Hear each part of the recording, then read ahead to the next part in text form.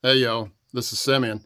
Do you ever find yourself sailing down a flea market or maybe an antique store or something and you see a piece of cast iron, maybe a skillet or a Dutch oven or something, and it's pretty nice, but it's got rust in it, and you think, I don't want to fool with getting that rust off of there or wire wheeling or reseasoning or any of that, and then you maybe you're walking along and you find some old files that are the same way, and because they're rusty, they've got maybe $2-3 on them, but they feel sharp still.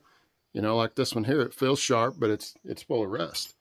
Well, I'm going to show you a method that you can get that rust out of there without using a wire wheel to run the file. A wire wheel will take some of the steel off of the file. You don't want to do that. So I'm going to show you a method um, to help get that off of there.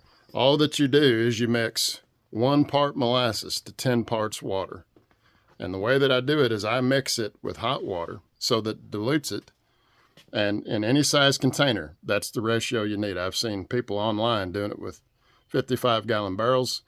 I don't need anything that big, but if let's say you're trying to reclaim a cast iron Dutch oven, you need to submerge it in that water. So if you have let's say a tote, plastic tote, you can use it in there. You don't need to use extra. All you need is as much as it takes to submerge it. And what is this brand right here? This is for horses. You can get that at Rural King or Tractor Supply. That's the cheapest way. If you get food grade molasses, you're going to be spending a lot more money. But here's what I got here. You see this tub? It's a little food tub, and I've got some needle files in there now. I'm going to clean up one and show you what it looks like. Also got an original lock in here, getting the rust off of it because it was really hairy rusty. And so that's all the size that we need. I leave it sit in there for about 2 to 3 weeks and pull it out, and you lightly brush it off, which I'm going to show you here in a minute. This is my bigger tub. I need to fill it back up, but you can put bigger files in it, and it works really good.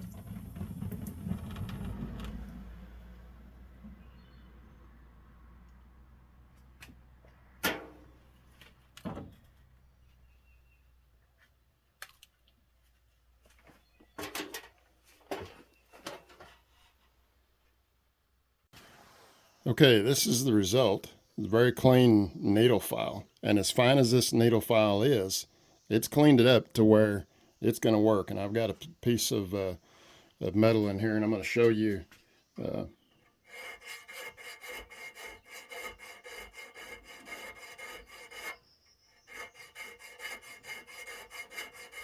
This file happens to be a good file.